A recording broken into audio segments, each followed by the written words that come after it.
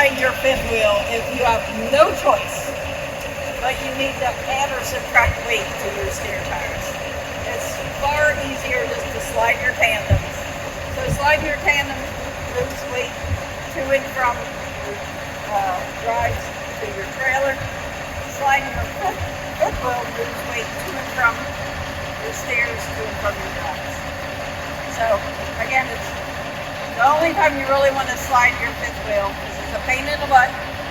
It's very hard by yourself. You have no choice but to, like I said, add or subtract up to your steer tires. To know how much weight you can put on your steer tire.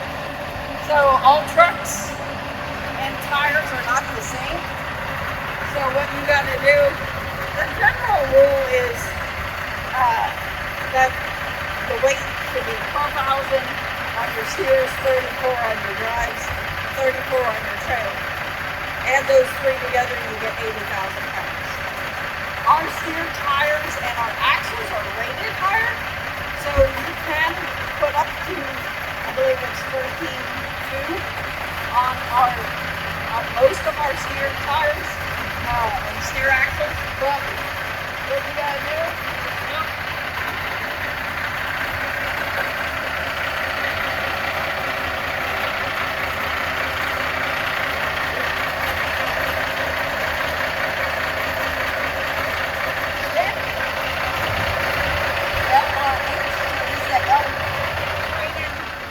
so H rated can go up to 13 to maybe a little bit more. T rated, most of our trailers, our steer tires are H rated. Second thing you got to check is what is your axle rating. The older trucks are the only one. Look here, this front axle is only rated at 12.5, so the lowest number rules. So even though my tires are rated higher, I still cannot exceed 12.5 on my steer axle. So you need to check those two to see if you go a little higher. If you do go higher, obviously then if you're anywhere close to 8, you can't exceed 34, then you're going to have to take it away from your drive and or your trailer tandem. So know that.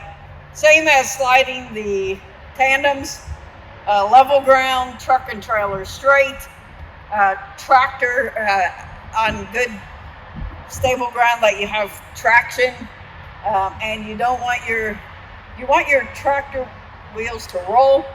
You don't want your trailer wheels to move at all, because you need something stationary to slide that back and forth. So, like I said, sliding the fifth wheel, major pain in the butt. If you haven't slid your fifth wheel in a while, it's probably all rusted and gummed up in the winter.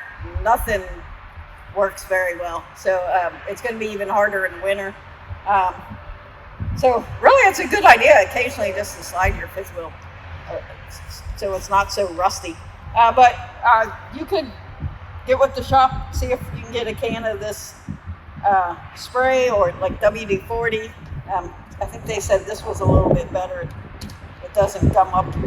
So to kind of prevent any issues,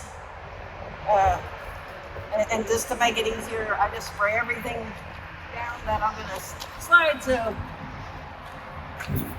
just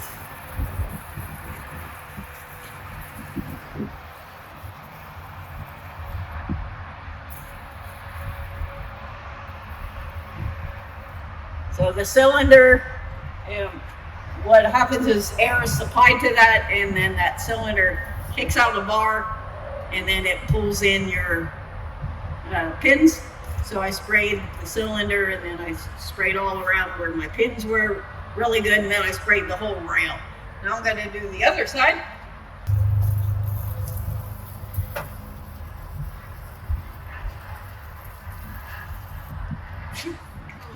Yeah. So just be careful if the wind's blowing. You don't want to get this sprayed back in your face. Probably not very healthy or good for you. So that's just one of the things you can do. So you see your where your pins are sometimes. So like this one just has 2 prongs. Some have 3. I've seen some that just have 1 big bar. So you always know where you're starting out from. The general consensus rule for weight per hole on your 5th wheel is around 500 per hole.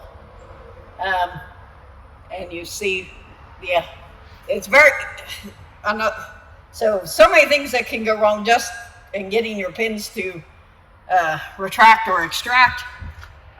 Any tension, whether height-wise or left or right. Also, like I said, while we sprayed, it could be rusted or froze up. So all kinds of problems that can occur.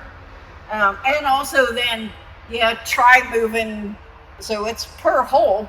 So if you only need to move 1 hole, it's very hard to move an inch. So this is why if you can just slide your tandems and be legal and not affect your steer tires in any way, sliding your 5th wheel is your last resort. So I sprayed everything. Truck is aired up. So now, and I've laid the basics. So actually, what hole are we in? So, one other thing. This truck doesn't have it, but a lot of them do. My other truck, 130, has it.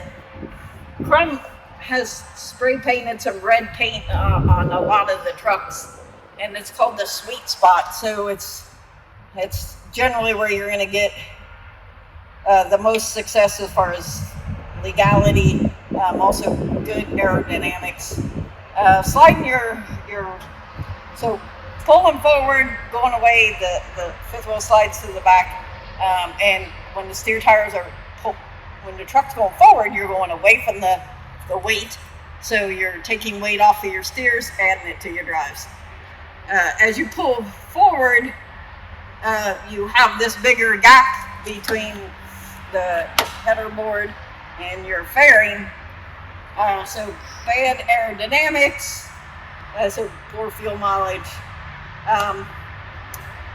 and really tight turns. Some turns you got to be careful. I had a truck where I made a turn and it pulled the electric cord so tight it cracked the housing there. So either extreme is bad.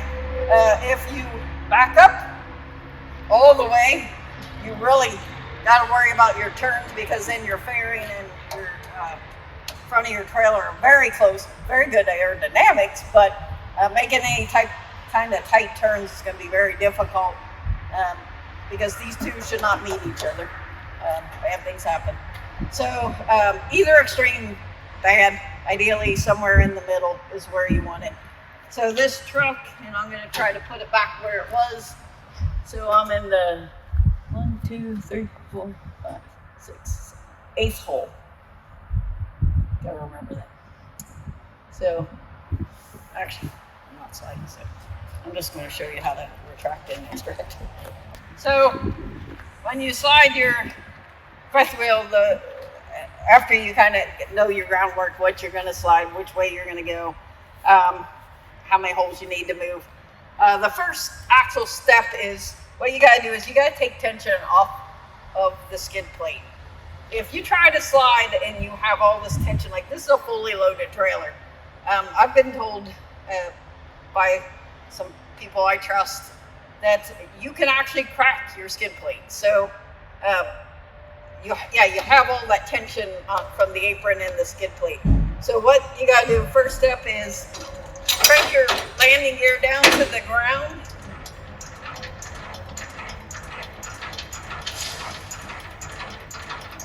So we're taking some of the tension. Once it gets to the ground, you might have to shift it into low gear.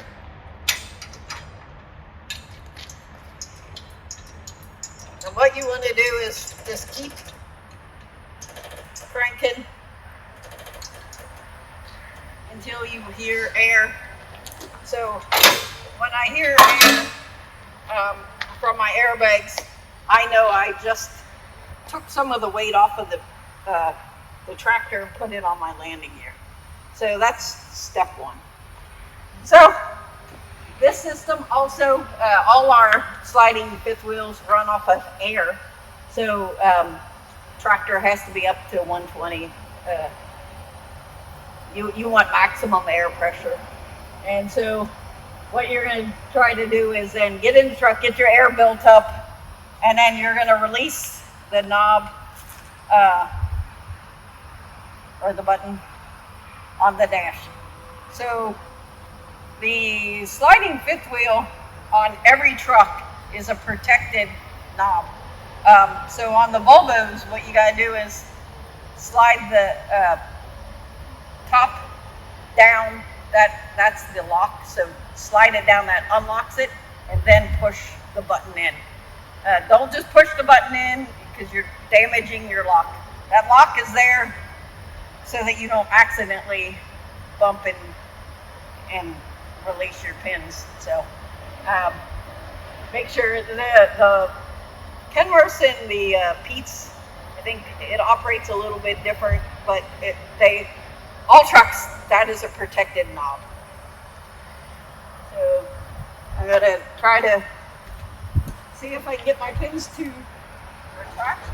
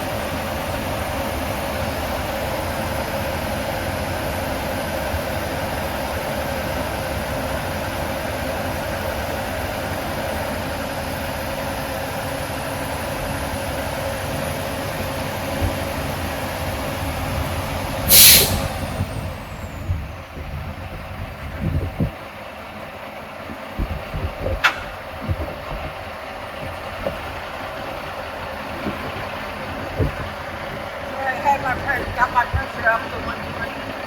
Push the knob, and you see, I must have tension on the pins because they did not retract.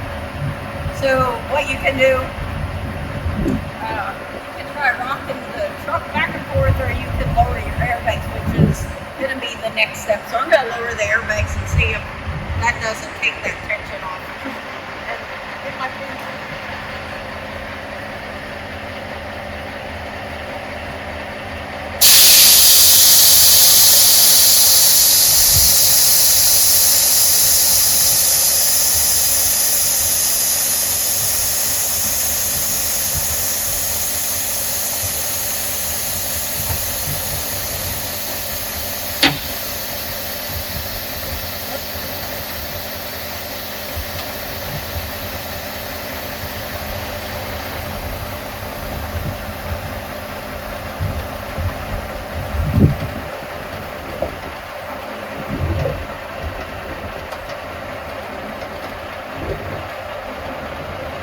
My pins did start to retract, but there still must be some sort of tension.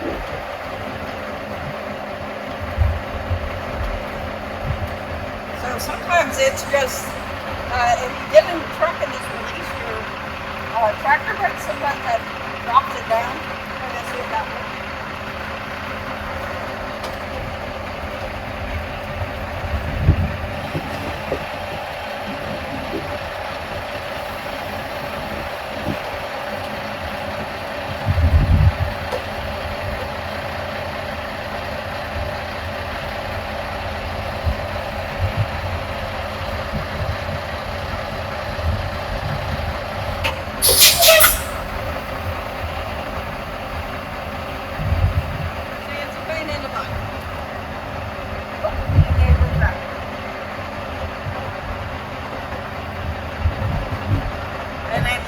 either pull forward or back up to move it. And then once you get it where you need to, it's very difficult by yourself because one hole is only like an inch. So once you get it where you want it, you're just going to do everything in reverse. So now I'm going to set my trailer brakes and then air back up my suspension and release my knob and try to get my pins to extract.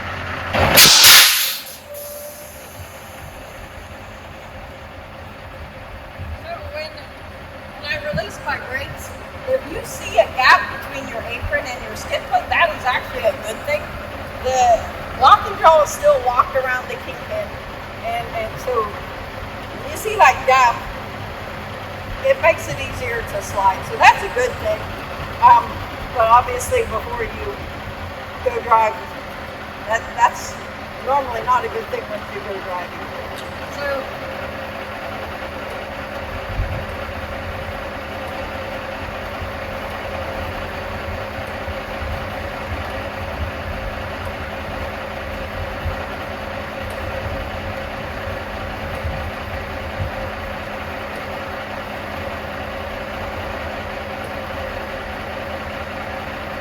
my pins haven't extracted yet, so what I'm going to try to do is just move the truck a little bit back and forth, try to get those pins to extract.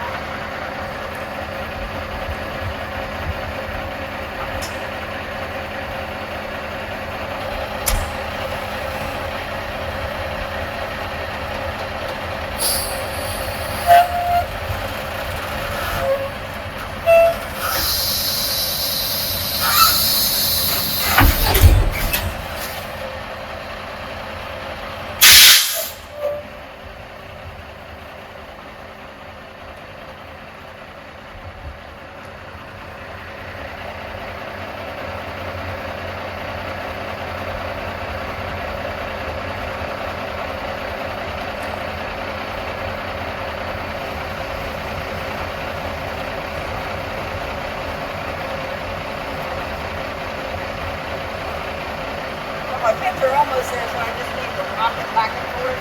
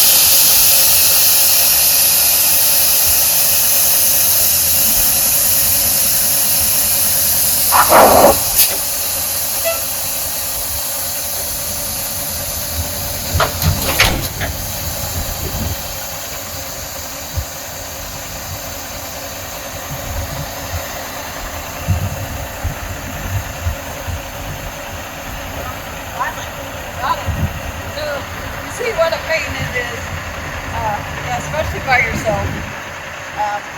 And I didn't even move the truck.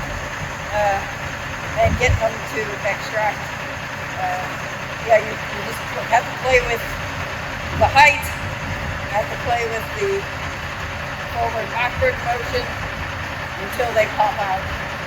So we're good, and that's it.